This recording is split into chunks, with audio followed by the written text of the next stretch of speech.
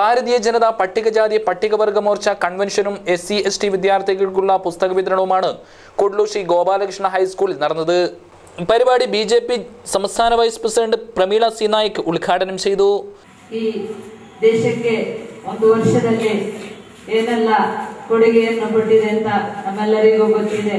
ಆದರೂ ಕೂಡ ನಮ್ಮ ವಿರೋಧ ಪಕ್ಷಗಳು ನಿರಂತರ ಟೀಕೆಯನ್ನು ಮಾಡ್ತಾ ಬಂದಿದೆ. ಕಳೆದ ಒಂದು ವರ್ಷದಲ್ಲಿ ನರೇಂದ್ರ ಮೋದಿಜಿಯವರು ಜನಸಾಮಾನ್ಯರಿಗೆ ಬೇಕಾಗಿ ಹಲವಾರು ಯೋಜನೆಯನ್ನು ಕೊಟ್ಟಿದ್ದಾರೆ. ಅದನ್ನು ನಾವು ನಮ್ಮ ಪ್ರದೇಶದಲ್ಲಿ ಜನರಿಗೆ ತಿಳಿಸಬೇಕಾದಂತಹ ಕೆಲಸವನ್ನು ನಾವು ಮಾಡಬೇಕಾಗಿದೆ.